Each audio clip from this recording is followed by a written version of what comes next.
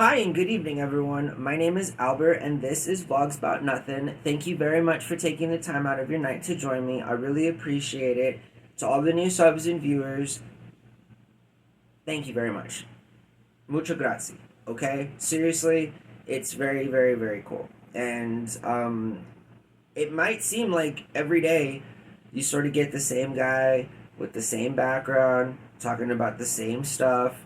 Well, this is Vlogs About Nothing.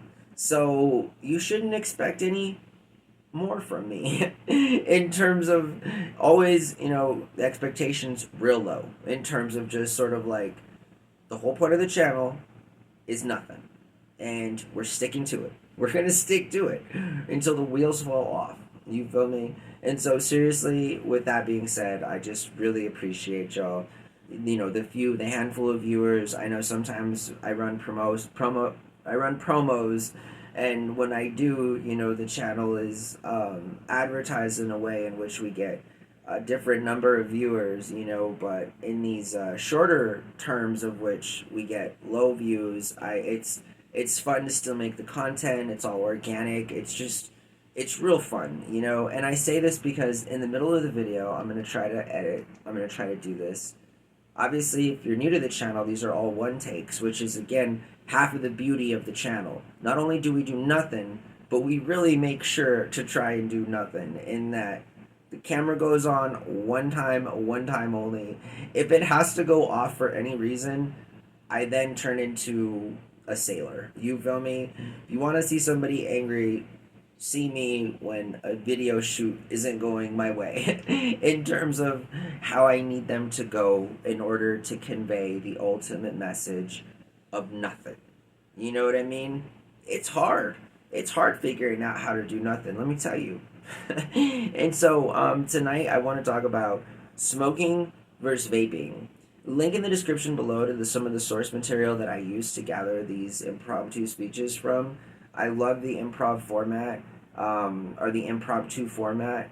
I know I've been saying this for about a week now, but I think I'm ready, to start doing extemps again, and I'm gonna do a whole thing on it, a whole probably couple days on how we're gonna introduce the Lincoln Douglas event of extemporaneous speaking. And this month we're also gonna venture into speech and debate help tutorial videos. And so I think that's a different niche of the program that's going to be along the lines of nothing, but still, I offer private speech and debate, individual coaching lessons. And so I think it's going to help me try to get, obviously, business in the form of potential people who would like to receive some speech and debate training, some speaking skills from your boy here. You feel me?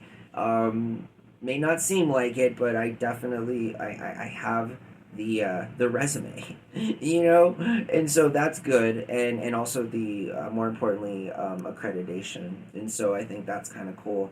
Vaping versus smoking, and so if we can't do too good a job of remembering, I'll kindly remind us that for nearly a century, the tobacco industry and their lobbyists colluded with leading medical professionals throughout the world to conspire and hide the fact that tobacco has been a known toxin to the body, nicotine, for quite some time. And the inhalation by burning of such actually has led us to discover that that's how people get, like, lung cancer and emphysema. It's some of the leading causes of which, right? It's not the only one of certainly not.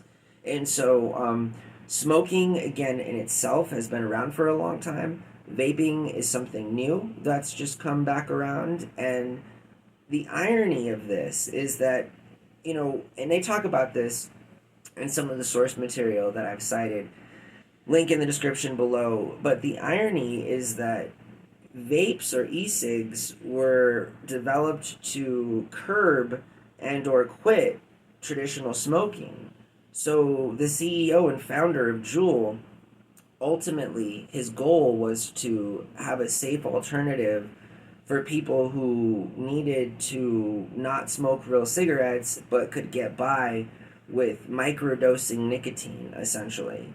Now, what's ironic is that Juul was at the head of many lawsuits, one huge lawsuit that then, in fact, prohibited the sale of its products in a majority of counties all throughout the United States, while moreover, less regulated products, flavored pens and pods and e-cigs popped up in an unregulated and kind of a loophole kind of a way, because again, while Juuls are now highly regulated and under, certain laws and stuff, they were created to help people stop smoking, and by preventing them from sort of cornering that market, they instead were met with competitors, big guys, who flooded the market with flavored pods.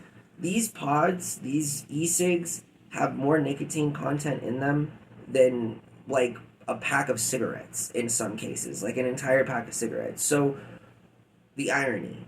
Not only do we not have the product available in all of the localities it was originally intended to serve and as for its purpose, but instead we then replace that with another product or another array of products that are even worse and unregulated than the previous Juul.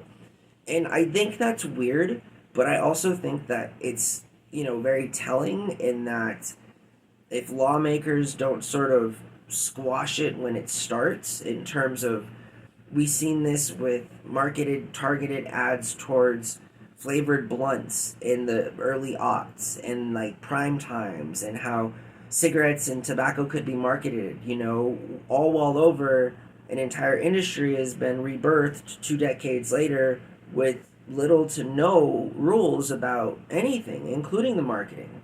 And so again, a lot of those pods and e-cigs look very childlike in that they're very colorful. We recently had a couple acquired that had video games on them. What if Marlboro decided to put like an app in their, carton or box of cigarettes? Like, it's the same thing. It's addiction. It's sort of like, smoke this pen while you play this video game. That's double the addiction. That's like, holy potatoes. That's a lot of addicting going on. And so, smoking versus vaping. Obviously, the channel doesn't condone and or promote any of the two in the tobacco field, right? Obviously, it's a free country. You know what I mean? People have free will. They can make decisions. So far as condoning it, something certainly the channel doesn't in either of the instances, but nonetheless, it's still very important to talk about because it is a pretty fruitful topic, and it discusses a lot about how there are generational gaps and how the leading experts that are all old and stuff and know a ton about cigarettes and traditional tobacco, may not know as much as the unregulated vape e-cig market. And again, that's just because different time, different people, different places. And so, yeah, as the research builds up, I'm pretty sure it's going to show us that within the next decade, landmark national legislation will need to be passed in order to curb the current usage of all e-cigs and to, I'd argue, ban all of the synthetic and artificial flavored fruitful pods that are being sold out there on the market right now, because they're highly addictive and they're not playing by the rules. Candy's addicting too. So you put candy in nicotine with a video game, it's a pretty volatile, dangerous product, I'd say. Have a wonderful night, everyone. Thanks so much for watching the videos. Bye.